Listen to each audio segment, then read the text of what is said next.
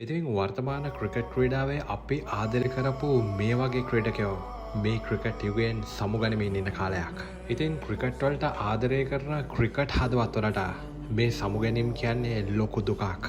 හැබැයි ඉතින් ක්‍රිකට් වල සමුගැනීමේ දුක කියන එක මීට වඩා තදින් අපි හැමෝටම දැනුණු කාලයක් තිබුණා.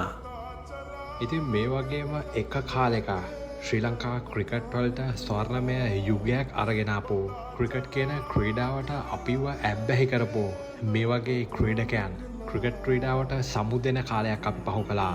මේනේ ශ්‍රී ලංකා ක්‍රිකට් වලට අසීමිත තරඟාවලි ජයග්‍රහණ විතරක් නෙමෙයි ලෝක කුසලාන පවා ශ්‍රී ලංකා මව ඉදිරියෙන් තබන්නට ඒ ශ්‍රී ලංකා ක්‍රිකට් කියන ශක්තිමත් බ්‍රෑන්ඩ් නේම් එකක් ගොඩනගන්නට උපකාරී වෙච්ච වචනේ පරිසමාප්තාර්ථයෙන්ම ලෙජෙන්ඩරි ක්‍රීඩකයෝ.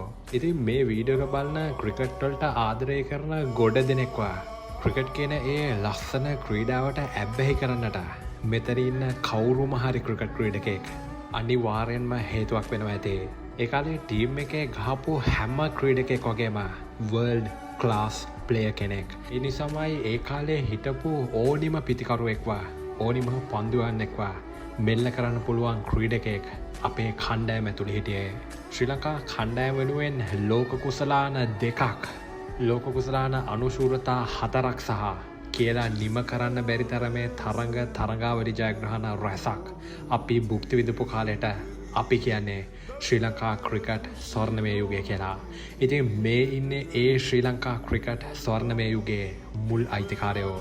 මට තාමත් හිතාගන්න බැරි මේ වගේ වචනයේ පරිසමාප්ත අර්ථයෙන්ම දක්ෂ ක්‍රීඩකයෝ අපි ආදරය කරපු මේ වගේ චරිත ක්‍රිකට් ක්‍රීඩාවෙන් සමුගනිද්දී අපි හිත හදාගත්තේ කොහොමද කියලා.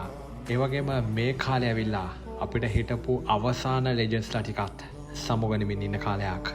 ඒක ශ්‍රී ලංකා ක්‍රිකට් වල ස්වර්ණමය යුගය වගේම ඒක ලෝක ක්‍රිකට් වලත් ස්වර්ණමය යුගයක් වුණා. කවදාවත් කඩන්න බැරි රෙකෝඩ් තියපු වචනය පරිසමාප්ත අර්ථයෙන්ම ලෙජෙන්ඩරි ප්ලේයර්ස්ලා ඒ කාලේ බොහොම ලස්සනට ඒ ක්‍රිකට් යුගය හැඩ කළා.